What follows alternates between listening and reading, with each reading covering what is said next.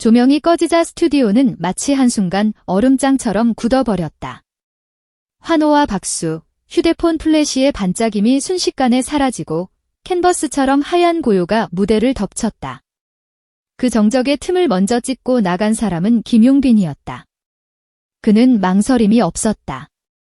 마치 오래전부터 리허설해둔 동선처럼 정확하게 어둠과 사람의 사이를 가르며 누군가에게로 빠르게 걸어갔다. 그리고 믿기 어려운 장면이 생방송의 한복판에서 아무런 자막도 예고도 없이 터져나왔다. 그는 한 여성을 단단히 껴안았다. 그 순간 사랑의 콜센터 현장에 온 공기가 얼어붙었다. 객석에서 짧은 비명이 새어나왔고 카메라는 당황한 듯 흔들렸으며 MC 김성주의 놀란 표정이 그대로 전파를 탔다. 지금 무슨 일이 일어난 겁니까? 떨림이 섞인 그의 질문은 진행 멘트가 아니라 현장의 심장 박동을 받아 적은 기록처럼 들렸다. 이름도, 직함도, 관계도 알려지지 않은 그녀의 등장 앞에서 스태프들의 무전기는 폭죽처럼 연쇄적으로 터졌고 대기실과 통로, 카메라 뒤편은 단번에 소용돌이가 되었다. 누군가는 상황을 말리려 달려갔지만 이미 세상은 단 몇 초 만에 새로운 제목을 얻었다. 김용빈 포옹 사건. 그 단어는 번개처럼 커뮤니티를 타고 올라 실시간 검색어 1위를 꿰찼고 숨도 고르기 전에 수천 개의 추측과 수만 개의 이모티콘이 폭포처럼 쏟아졌다. 그러나 폭풍의 눈은 다른 곳에 있었다. 재빨리 광고로 넘어갈 것이라 누구나 예상한 찰나 마이크를 다시 잡은 김성주가 의외의 한마디를 던진 것이다. 여러분, 이건 저도 인정할 수밖에 없습니다. 인정이라니 무엇을, 왜? 객석의 웅성거림은 순식간에 방향을 잃었고 온라인은 더 큰 불길에 기름을 부은 듯 들끓었다. 그리고 더욱 기묘했던 건 그 다음이었다. 방송이 끝난 직후 편성표가 조용히 바뀌었다. 재방송이 긴급 취소됐다. 제작진은 공식 입장을 내지 않은 채 단 한 줄, 별표와 생략 부호로만 덮인 공지문을 남겼다. 별표 편집회의 중 그 말은 언어가 아니라 미궁이었다. 스포일러를 피하는 예의도 아니었고 사건을 감추는 방패도 아니었다. 오히려 상상력의 천장을 걷어내는 초대장 같았다. SNS는 그새 더 커졌다. 그녀가 누구냐? 단순한 팬인가? 동료 가수인가? 아니면 비밀스러운 인연인가? 누군가는 김성주가 알고 있던 눈치였다라고 단정했고 또 다른 누군가는 그의 경력으로도 놀랄 장면이었다라고 주장했다. 진실은 보이지 않았다. 다만 하나 분명한 것은 장면 자체가 갖는 밀도였다. 포착과 고백 사이, 사건과 감동의 경계에서 그 포옹은 일정한 온도를 오래 유지했다.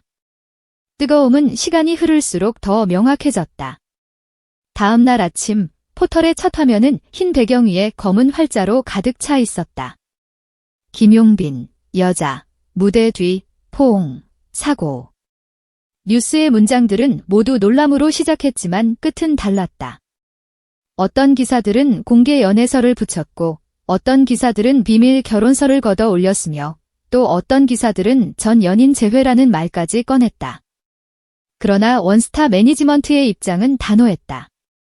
사실관계를 파악 중입니다. 이 짧았고 딱딱했다. 그래서 더 뜨거웠다. 진공 상태는 언제나 소리를 키운다. 사랑빈 팬카페는 하루 만에 기록을 갈아치웠다. 40만 명이 동시에 들고 나는 사이트의 숨소리가 화면을 통해서도 느껴질 지경이었다. 축하해요. 라는 문장과 실망스러워요. 라는 문장이 댓글창에서 몇 번이고 교차했다. 그럼에도 팬덤의 심장이 가장 먼저 해낸 일은 선 긋기가 아니었다. 기다림이었다. 말과 말 사이, 혐오와 추앙 사이, 그들이 선택한 것은 기다림의 리듬이었다. 그리고 딱 이틀이 지나자 기다림은 얼굴을 얻었다. 사건 발생 48시간 뒤 지역신문 한 귀퉁이에 실린 단독 보도는 거대한 물기를 바꾸었다. 그녀의 이름은 윤지은. 직업은 보컬 트레이너. 과거 김용빈이 아직 무명이라는 단어와 함께 다니던 시절 그의 발성과 감정을 다듬어준 유일한 멘토. 기사에는 짧은 인용이 있었다. 용빈 씨는 노래할 때마다 언젠가 꼭 제 무대를 지켜봐 달라고 말했어요. 그 약속이 7년 만에 이루어진 거예요. 그 순간 저도 모르게 그를 안았습니다. 이 문장은 담백했고 그래서 더 강했다. 팬들은 울었고 기자들은 고개를 떨궜다. 수많은 추측의 칼끝이 한 번에 무뎌졌다. 그 포옹은 치기 어린 충동이 아니라 오래 묵혀둔 약속이 제 시간에 도달했을 때 생기는 빛이었다. 거기에는 연애도 스캔들도 들어갈 자리가 없었다. 단지 스승과 제자, 가르침과 배움, 그리고 음악이라는 두 글자가 있었을 뿐. 온라인의 낙인은 방향을 틀었고 단 한 번의 장면이 지닌 인간적인 온기가 추위처럼 번지던 오해를 녹여내기 시작했다. 제작진의 고민은 길지 않았다. 편집회의 테이블 위에 올라온 것은 수치가 아니라 순결이었다. 한 프로듀서는 회의록의 맨 위에 이렇게 적었다고 한다. 우리는 감동을 다루는 프로그램이지 사건을 덮는 곳이 아니다. 그 한 줄은 선택을 단순하게 만들었다. 내보낸다. 자막 없이, 변명 없이, 붙임 없이, 단, 당사자의 동의와 함께. 그리고 방송이 재편성되어 공개된 밤, 시청률은 시간을 찍어 누르듯 치솟았다. 전국 평균 21.7, 최고 28, 그 숫자는 데이터를 넘어 이야기 그 자체가 되었다. 실시간 반응창에는 끝말잇기처럼 눈물과 감사가 이어졌고 팬이 올린 짧은 클립 그날의 포옹.mp4는 24시간도 안 되어 300만 재생을 돌파했다. 한국어만 흐른 게 아니었다. 일본어와 베트남어, 필리핀어와 영어가 같은 페이지에서 뒤섞였고 감동이라는 단어는 언어의 장벽을 멀리 남겨둔 채 서로를 환하게 비췄다. 어느 댓글은 이렇게 적었다. 진짜 사랑은 이런 것. 그러나 누군가는 구체적으로 반박할지도 모른다. 사랑이 아니라 감사라고. 그리고 바로 그 지점이 이번 사건의 심장부였다. 사흘째 되는 날, 마침내 그가 입을 열었다. 김용빈은 짧은 글을 올렸다. 그날의 포옹은 제 인생에서 가장 인간적인 순간이었습니다. 저는 그분께 빚을 졌습니다.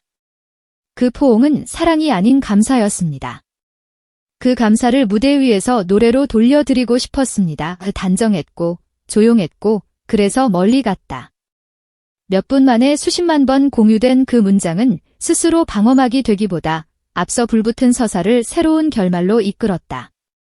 일부의 매서운 시선도 방송 중 행동에 대한 예의의 잣대도 그의 문장 앞에서 방향을 바꿨다.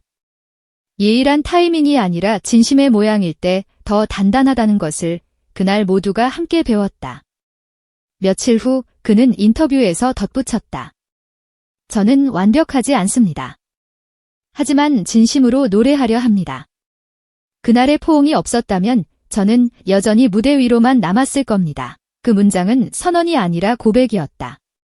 고백은 늘 상처를 조심스럽게 감싸 안는 동작에서 시작된다.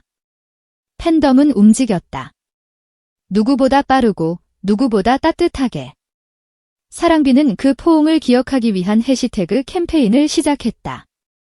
문장 하나가 도시를 가로질렀다. 감동을 전하는 포옹. 마른 손이 되었고 손은 행동이 되었다. 기부증서 위에 그의 이름이 올라갔다. 진심으로 포옹할 줄 아는 사람. 뉴스는 다시 한번 카메라를 들었다. 이번에는 논란이 아닌 반전이었다.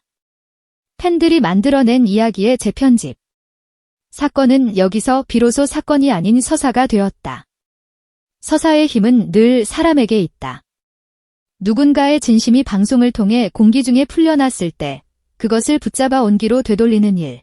팬들은 그 어려운 일을 제일 먼저 해냈다. 그리고 다음 무대가 열렸다.